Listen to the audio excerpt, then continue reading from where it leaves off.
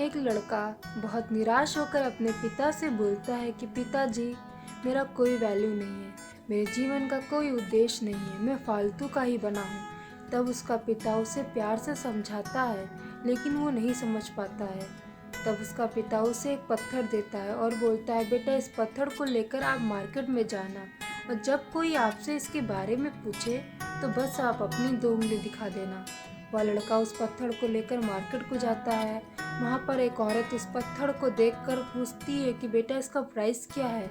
वो लड़का बस अपनी 2 उंगली दिखाता है।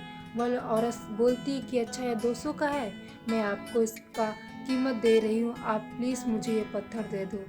वो लड़का हैरान हो जाता है कि इस नाचीज पत्थर को ये 200 में क्यों खरीद रही है।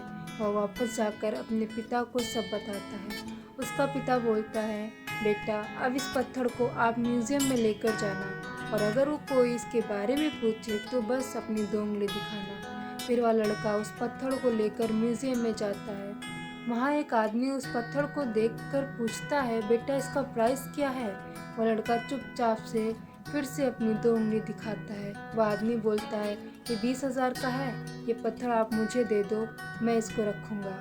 वह लड़का फिर वापस अपने घर जाकर पिता को सारी बातें बताता है। उसका पिता बोलता है, बेटा अब आखिरी बार आप इस पत्थरों की शॉप पर लेके जाओ, और जब वहाँ इसके बारे में कोई आपसे कुछ भी पूछे तो वहाँ पर भी बस अपनी 2 उंगली दिखाना। वह लड़का उस पत्थर को लेकर पत्थरों की शॉप पे जाता है। वहाँ एक बूढ़ा व्यक्ति उसको मिलता है, और वो पत्थर को देखकर बहुत हैरान होकर बोलता है कि बेटा ये पत्थर आपको कहाँ से मिला है।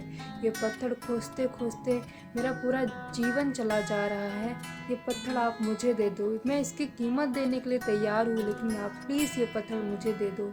तो वो लड़का चुपचाप से बस अपनी 2 उंगली दिखाता है। वह आदमी बोलता है, अच्छा यह 2 लाख का है, ठीक है मैं पैसा देता हूँ, ये पत्थर आप मुझे दे दो।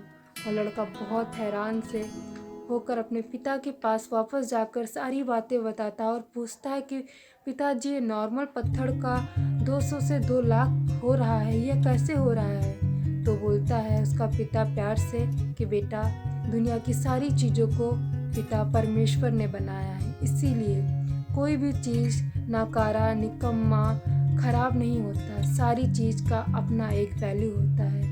इसलिए हमको उस वैल्यू को समझना चाहिए, अपने आप को वैल्यू देना चाहिए, और हमको अपने आप को नकारना नहीं चाहिए, क्योंकि हम प्रभु के लिए अनमोल हैं और प्रभु हम सबसे बहुत प्यार करता है, क्योंकि उसने हम लोगों को अपने हाथों से बनाया है, इसीलिए हम लोग उसके लिए बहुत अनमोल हैं।